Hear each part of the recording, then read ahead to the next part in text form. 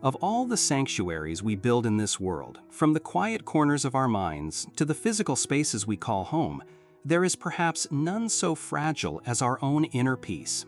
Have you ever walked into a friend's house, a place that should feel like a warm embrace, only to leave hours later feeling smaller, heavier, and inexplicably diminished?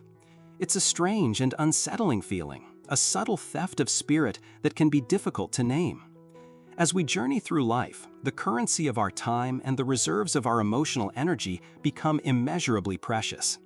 The wisdom of age isn't about accumulating years, it's about learning what to cultivate and what to gently release. The profound truth is that regardless of how much free time retirement may grant you, or how boundless your generosity feels, some invitations are simply not worth accepting. The cost to your well-being, your confidence, and your fundamental sense of self is too high a price to pay. This is not a declaration of selfishness or a call to isolation. On the contrary, it is a profound act of self-respect, an affirmation that you deserve to occupy spaces where you are not just tolerated, but celebrated, not just heard, but understood, not just a guest, but genuinely welcome. The home of another person is more than just bricks and mortar. It is an extension of their energy, their mindset, and their heart. When we cross that threshold, we are entering their world, and in doing so, we must be mindful of how that world affects our own. In this deep exploration, we will journey together through an analysis of 5 distinct types of social environments, personified by the people who create them, that warrant careful consideration before you invest your time and spirit within their walls. These are not merely suggestions for sidestepping awkward afternoons. Each archetype points to a specific kind of relational dynamic that, if left unchecked, can quietly and insidiously erode your happiness, your confidence, and your sense of ease in the world. From the home where criticism hangs in the air like dust motes to the one that operates like a one-way street of favors, we will uncover how the simple choice of where you go is, in fact, the foundational choice in protecting your peace. This is a guide to curating your life, not by shutting people out, but by choosing with intention where you place your trust, your vulnerability, and your irreplaceable time, ensuring your days are filled with the warmth, kindness, and uplifting companionship that truly nourish the soul. The Hall of Mirrors, escaping the home of the constant critic. One of the most glaring and soul-crushing signs that a visit is not worth your time is when you find yourself in the home of a person who consistently criticizes or belittles you. This isn't about constructive feedback offered with love and respect. It is a persistent, gnawing negativity that targets the very fabric of who you are. The assault is rarely a full frontal attack. Instead, it's a masterclass in subtlety, a guerrilla war waged on your self-esteem. It masquerades as playful teasing, a harmless joke, or even just being honest. Yet each remark is a small paper cut to the spirit, and over time, these thousands of tiny wounds can bleed you of your confidence, leaving you feeling uncertain, inadequate, and fundamentally flawed. Have you experienced this? The comment about your new jacket being a bit bold for your age. The backhanded compliment on your dinner party that ends with, "though I would have used less salt." Or the perpetual advice on how you should be spending your time, managing your health, or raising your grandchildren. On the surface, each barb seems too trivial to contest. To object would be to seem overly sensitive, to not be able to take a joke. This is the critic's most potent weapon. They create a social trap where your only options are to absorb the blow in silence or risk being labeled as difficult. This dynamic creates a fog of self-doubt that can follow you long after you've left their home, making you question your own judgment and worth. As we mature, the imperative to protect our emotional health becomes as vital as monitoring our physical well-being. We understand that stress, anxiety, and feelings of inadequacy are not abstract concepts. They have tangible physiological effects. Spending time with individuals who systematically undermine our sense of self is, in essence, an act of self-harm. We simply deserve better. We deserve friendships that are fountains, not drains, conversations that build bridges, not walls, and homes that feel like harbors, not hostile territories. If this exploration of how subtle criticism can impact our well-being resonates with you and you're committed to seeking out more positive environments, please comment with the number 1 below to affirm this important first step.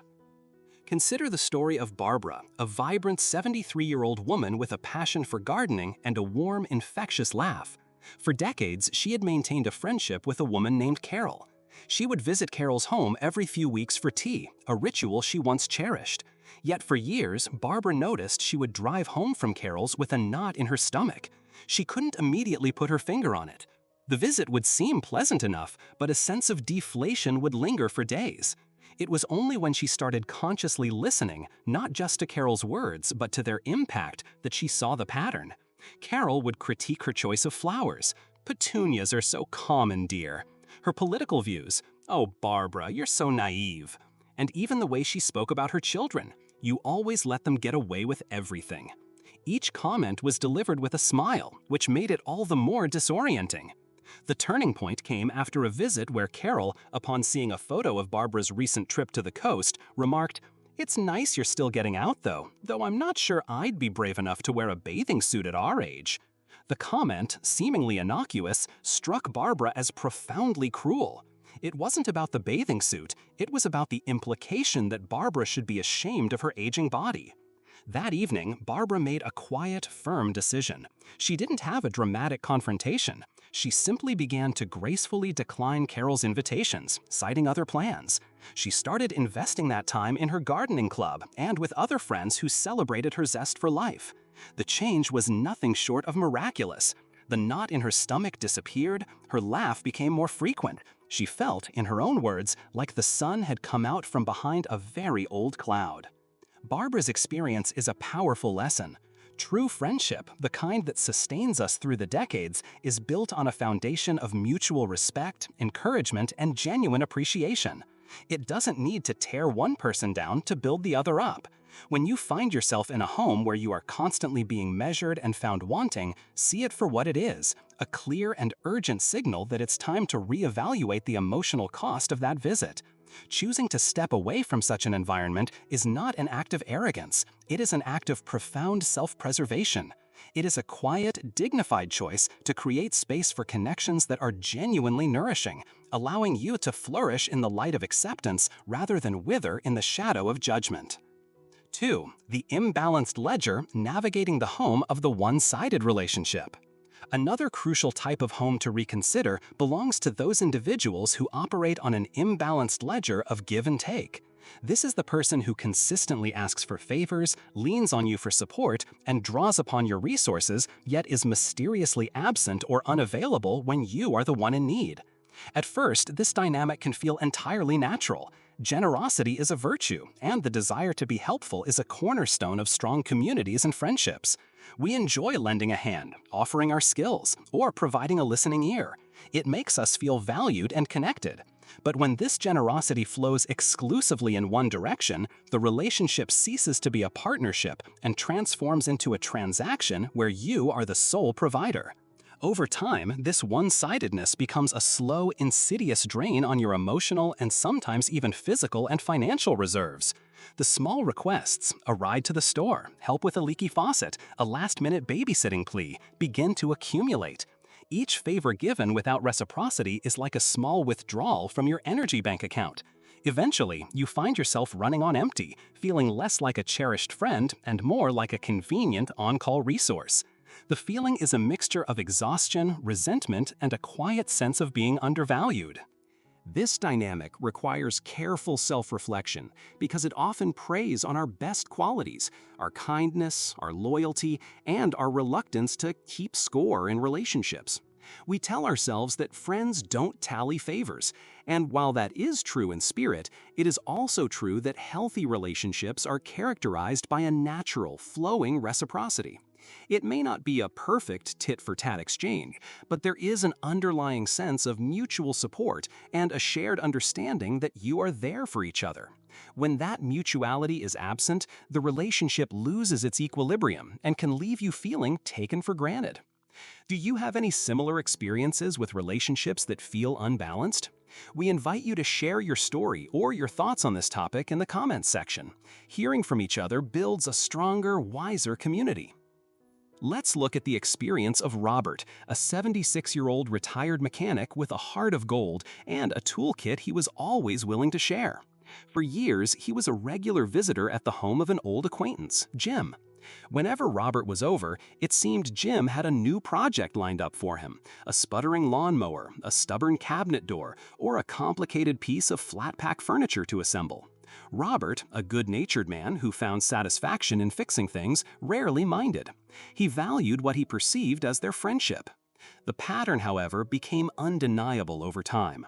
On the few occasions Robert needed a hand, a ride to a doctor's appointment when his car was in the shop, or help moving a heavy bookcase, Jim was invariably swamped with a prior commitment or simply couldn't be reached. The realization dawned on Robert not in a moment of anger, but in a moment of profound weariness. After spending a full Saturday helping Jim build a deck, he returned home, bones aching, and sat in his quiet house. He realized he didn't feel the satisfaction of helping a friend. He felt used. The interactions at Jim's house were not about companionship, they were about utility. It was a difficult pill to swallow, as it forced Robert to acknowledge that his generosity was not being honored. He had to confront his own reluctance to set boundaries and recognize that his time, skills, and energy were valuable commodities that he had a right to protect. Recognizing this imbalance doesn't necessitate a dramatic severing of ties. The solution is often found in the gentle but firm establishment of boundaries. It is perfectly acceptable to say, "I'd love to help, but I'm not able to this week," or "That sounds like a job for a professional." Learning to say no without guilt is a critical life skill, particularly as our own energy reserves become more finite. Sometimes setting these boundaries can even recalibrate the relationship. The other person may, for the first time, recognize their pattern of over-asking and adjust their behavior. In other cases, they may drift away in search of a new resource, which in itself is a confirmation of the relationship's true nature. Choosing to limit visits to homes where your generosity is treated as an entitlement is a powerful act of self-respect. It declares that you are a participant in your relationships, not just a provider, and that your kindness deserves to be met with kindness in return. 3. The cold shoulder, recognizing the home where you feel like a burden. There is perhaps no feeling more isolating than the sense of being an inconvenience in a place where you expect to feel welcome. One of the clearest, most painful indicators that you should reconsider visiting someone's home is when you consistently leave feeling like a burden. This is a particularly insidious form of emotional discomfort because it's often communicated through 1,000 subtle nonverbal cues rather than explicit words. It's the host who repeatedly glances at the clock, the friend who sighs audibly as you walk through the door, or the family member who carries on with their chores, barely acknowledging your presence. These moments can be deeply confusing and hurtful. You might be offered a seat, but the conversation feels rushed and perfunctory.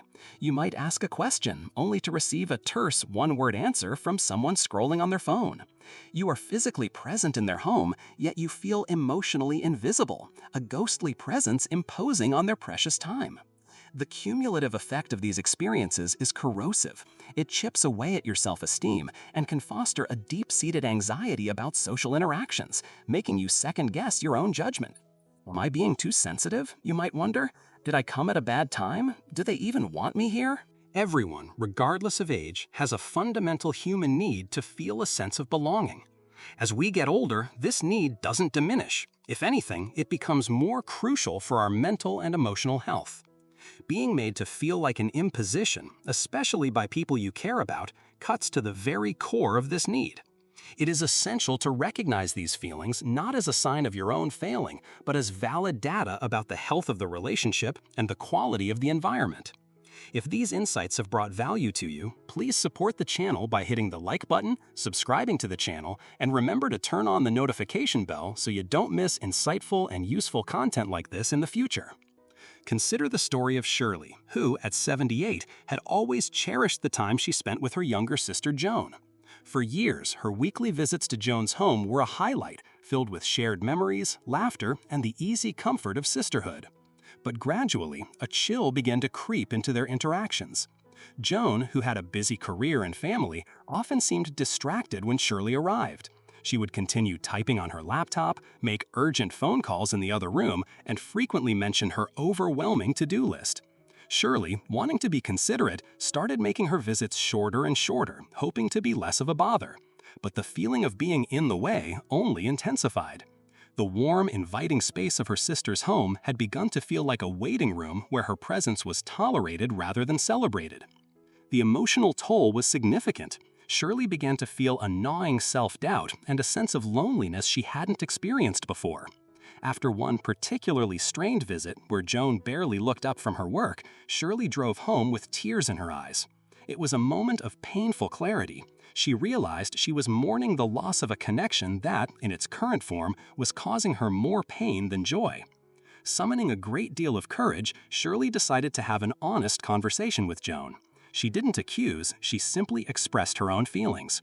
"When I visit," she explained gently, "I often feel like I'm interrupting you, and it makes me feel like a burden. I miss the way we used to connect." To her immense relief, Joan was mortified. She had been so consumed by her own stress that she was completely unaware of how her behavior was being perceived. The conversation opened the door to a new understanding, and they worked together to carve out dedicated, distraction-free time for each other, restoring the warmth to their relationship. However, it's important to acknowledge that not all such stories have a happy ending. Sometimes the person is unwilling or unable to see the impact of their actions. In those cases, the brave and necessary choice is to reduce those visits and protect your own heart. Choosing to invest your time in homes where your presence is genuinely desired is not about demanding to be the center of attention. It is about honoring your own right to feel seen, valued, and respected. Your time is a gift, and it should be offered to those who receive it with open arms and a welcoming heart. 4. The poisoned well, avoiding the home steeped in gossip and rumor. Another toxic environment that merits a wide berth is the home of the person who habitually engages in gossip and spreads rumors. On the surface, sharing stories about others can seem like a harmless, even bonding activity. It's the "did you hear about so-and-so" that can fill conversational lulls and create a temporary, albeit false, sense of intimacy. However, this seemingly innocuous chatter is a corrosive force that can poison the atmosphere of a home, filling it with negativity, judgment, and distrust. When you spend time in such an environment, even as a passive listener, you can be left feeling tainted, uncomfortable, and complicit in an act of communal character assassination. As we mature, our desire for peace of mind often outweighs our need for cheap entertainment. The transient thrill of hearing a juicy rumor is quickly replaced by a lingering unease. Participating in gossip, even by simply not objecting to it, lowers the collective vibrational energy. It fosters a culture of us versus them and subtly encourages you to view your neighbors, friends, and even family members through a lens of suspicion and critique. More insidiously, a nagging question will inevitably begin to form in your own mind. If they talk about everyone else like this to me, how do they talk about me to everyone else? This realization shatters any illusion of trust and can create a pervasive sense of anxiety. Think of Margaret, a thoughtful and kind-hearted woman of 71. She initially enjoyed her regular visits to her neighbor Helen's house. Helen was charismatic and always seemed to be at the center of the neighborhood's social web, a fact Margaret found appealing. But she soon noticed a disturbing pattern. Every conversation, without fail, would eventually pivot to a detailed and often critical dissection of someone else's life. It was about who was having financial trouble, whose children were misbehaving, or who was gaining weight. At first, Margaret would just listen, nodding politely. But she started leaving Helen's home feeling heavy and drained, as if she had been wading through emotional mud. She felt a growing sense of discomfort with her own silence, realizing it was a form of passive agreement.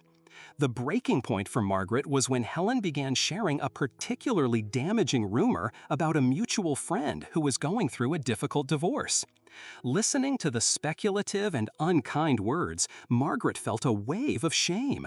She was participating, by her very presence, in something that felt profoundly wrong. That was her last voluntary visit. She didn't make a scene, she simply became less available. Instead, she chose to deepen her connections with friends whose conversations revolved around shared hobbies, world events, intellectual ideas, and genuine personal support. She sought out relationships that built people up rather than tearing them down. The difference in her own emotional state was palpable. She felt lighter, more authentic, and more at peace. That was the fourth type of challenging environment. If you recognize the importance of fostering positive and respectful communication, please comment with the number 4 below to let us know you're with us on this journey of self-respect. Choosing to avoid homes where gossip is the main course is a powerful act of integrity. It's not about being self-righteous or judgmental. It's about making a conscious choice to align your actions with your values. You can gently redirect negative conversations by asking, "I haven't seen Susan lately. I hope she's doing well." Or by changing the subject entirely. "Speaking of gardens, did you see the roses blooming at the park?" Your peace of mind is a sacred space. Allowing it to be cluttered with the negativity, speculation, and bad faith of gossip is a disservice to yourself. True relationships, the ones that enrich our lives and stand the test of time, are built on foundations of trust, empathy, and mutual respect. By surrounding yourself with people who engage in meaningful, uplifting, and kind-hearted conversation, you are not only protecting your own well-being, but also contributing to a healthier, more compassionate community. 5. The war on your core, resisting the home that dismisses your values. Of all the relational red flags, perhaps the most critical to heed is the one raised in a home where your core values and deeply held beliefs are consistently dismissed, mocked, or pressured. As we navigate the arc of our lives, our values, our principles regarding faith, family, ethics, politics, and personal conduct crystallize into the very bedrock of our identity. They are the internal compass that guides our decisions, provides meaning to our existence, and offers stability in a chaotic world. To spend time in the company of someone who systematically disrespects this core self is not just uncomfortable, it is profoundly destabilizing. This dismissal can manifest in many forms. It might be the friend who rolls their eyes when you express a political opinion, the family member who makes condescending jokes about your religious faith, or the acquaintance who relentlessly pressures you to engage in activities like excessive drinking, reckless spending, or unkind gossip that violate your personal code of conduct. You might initially try to ignore these moments, attributing them to a difference of opinion. But when the behavior is persistent, it becomes a clear message. Who you are at your deepest level is wrong or foolish. This can leave you feeling misunderstood, disrespected, and perpetually on the defensive, creating a state of chronic emotional stress. Consider the poignant experience of John, now 74. He had a cherished, lifelong friendship with a man named Frank. Their bond was forged in youth, full of shared adventures and mutual support. As they grew older, however, their paths diverged. John embraced a quieter life, centered on his family, his faith, and his commitment to moderation. Frank, on the other hand, grew more cynical and hedonistic.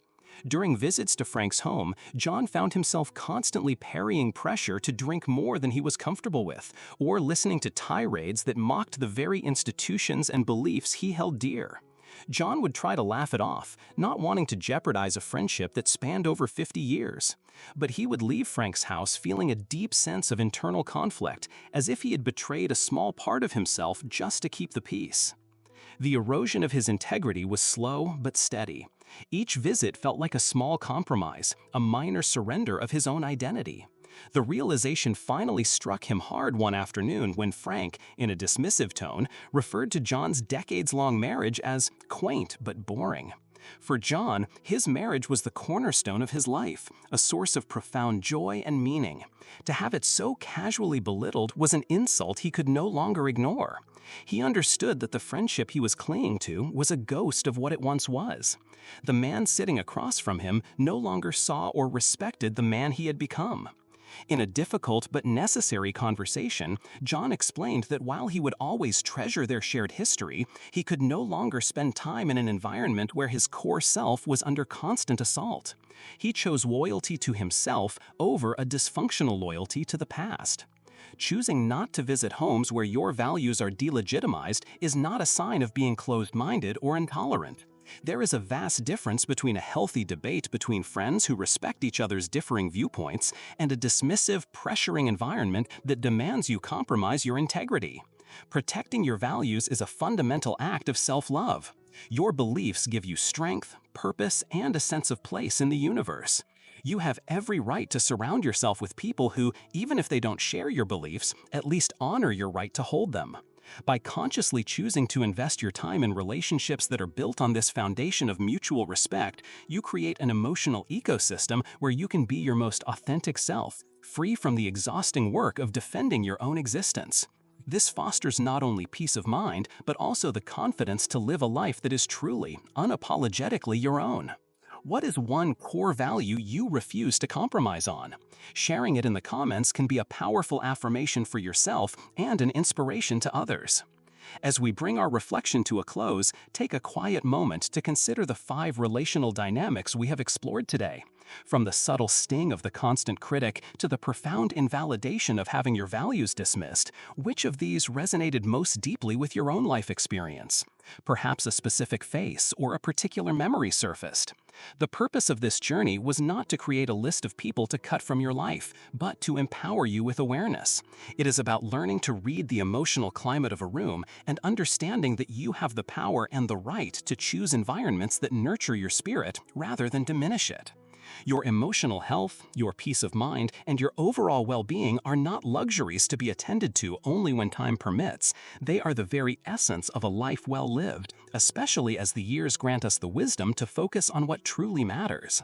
Prioritizing visits and interactions with people who genuinely respect, appreciate, and uplift you is one of the most powerful and loving choices you can make for yourself.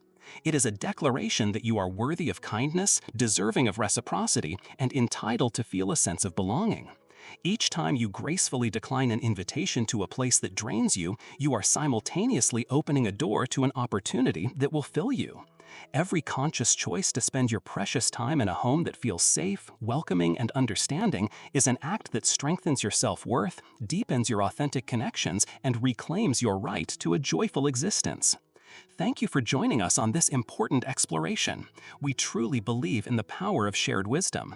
After all this analysis, what is the most important lesson you've learned for yourself? Let us know your thoughts in the comments. Your insights and experiences are invaluable to this community, and reading them provides us with immense encouragement. The journey of self-care and self-respect is a continuous one, built one small, intentional choice at a time. Start today. If you found this article insightful and helpful, please show your support by hitting the like button and subscribing to our channel. Your engagement helps us continue to create meaningful content designed to inform and inspire. Thank you for your time and your thoughtful consideration. We look forward to seeing you again.